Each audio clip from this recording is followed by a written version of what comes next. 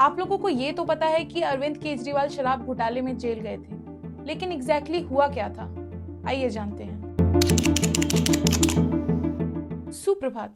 शराब तो सैकड़ों सालों से बिकती हुई आ रही है, लेकिन इस बार ऐसा क्या हुआ था कि एक स्टेट के चीफ मिनिस्टर को जेल जाना पड़ा। उसके लिए आइए जानते हैं 2021 से पहले की कहानी। 2021 से पहले शराब का कंट्रोल पूरा गवर्नमेंट के पास हुआ करता था।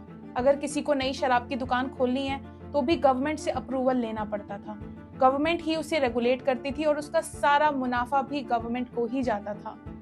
लेकिन उसके बाद एक बड़ा चेंज प्रपोज किया गया 2021-22 में पास की गई लिकर पॉलिसी, जिसके बाद शराब ठेके के सारे कंट्रोल प्राइवेट ओनर्स के पास चले जाएंगे। रूलिंग पार्टी का ये कहना था कि ये लॉ इसलिए पास किया गया है कि इससे लोगों को सुविधाएं मिले, एक अच्छा एक्सपीरियंस मिले, ठेकों की हालत सुधारी गई और ये भी बोला गया कि इन सब से शराब माफिया पर भी रोक लगेगी। ये पॉलिसी 17 नवंबर 2021 को लागू की गई थी, लेकिन इसका कड़ा विरोध होने के कारण इसको सिर्फ 8 महीने में ही वापस ले लिया गया। लेकिन उन 8 महीनों के दौरान मानो कि दिल्ली में शराब की बहार आ गई। एक पे एक फ्री, एक पे दो फ्री का सिलसिला चालू हो गया। अब उन बोतलों के अंदर कितना पानी था और कितनी शराब, ये तो भगवान ही जाने या दुकानदार। लेकिन इन सब के बाद केजरीवाल पर एक बहुत बड़ा सवाल उठाया गया कि अगर उन्होंने नीति लागू ही की थी तो वापस क्यों ले ली गई?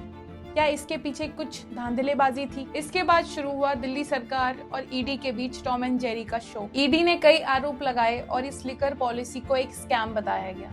सीबीआई और ईडी ने ये भी आरोप लगाए कि ये पॉलिसी कुछ कंपनियों को फायदा देने के लिए की गई थी और उन कंपनियों ने दिल्ली सरकार को करोड़ों रुपया दिया था और उन्हीं करोड़ों रुपयों को उन्होंने अपने एडवर्टीजमेंट और पीआर में खर्च किया। ईडी का ये भी कहना था कि इस मामले में सीधा सीधा इन्वॉल्वमेंट केजरीवाल का है, क्योंकि पॉलिसी उन्होंने ही पास की थी।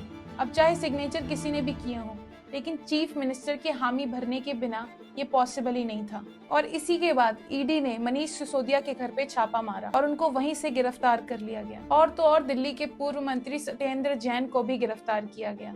जब न्यू लिकर पॉलिसी लागू की गई तो इससे हाई लाइसेंस फीस और टैक्स रेवेन्यू जनरेशन की उम्मीद की गई, लेकिन कुछ खास कंपनियों को फायदा देने के लिए उस लाइसेंस फीस में छूट दे दी गई। ईडी का आरोप था कि यह छूट इलीगल तरीके से दी गई थी और इससे सरकार को काफी नुकसान हुआ और जिसका पैसा, सारा पैसा आप सरकार को चला गया। ईडी और सीबीआई के अनुसार लिकर लाइसेंस वालों को 144 करोड़ की छूट दी गई, जिसका कोई भी लीगल नोटिस नहीं दिया गया था। इसको एक सिंपल एग्जाम्पल के तौर पे समझते हैं। मान लीजिए एक स्कूल है और वो स्कूल एक कैंटीन चलाता है और उसमें जो भी बिकता है वो स्कूल तय करेगा कि कितने प्राइस में बिकेगा। अब न्यू पॉलिसी के हिसाब से स्कूल डिसाइड करता है कि कैंटीन हम प्राइवेट वेंडर को दे देते हैं और उनसे उसका कोई लेना देना नहीं होगा। और स्कूल का ये कहना है कि इससे फूड क्वालिटी बेहतर होगी और वो अपना ध्यान और मुद्दों पे लगा पाएंगे। लेकिन होता यह है कि स्कूल के डायरेक्टर को ये बताया जाता है कि कैंटीन लॉस में चल रही है और सारा पैसा प्रिंसिपल और 2-4 टीचर्स में बट जाता है।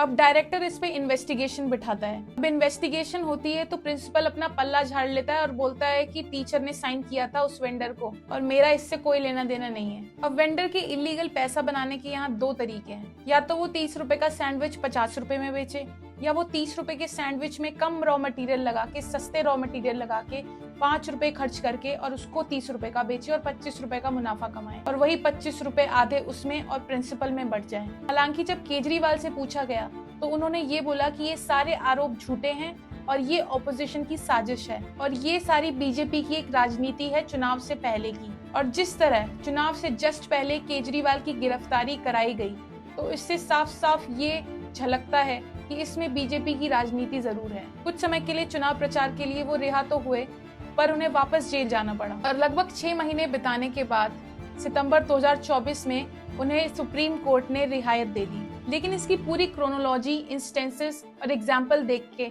आप ये तो कह सकते हैं कि इस केस में थोड़ी तो सच्चाई होगी। बाकी आपकी क्या राय है कमेंट्स में जरूर बताएं। And till then engage, reflect and be informed.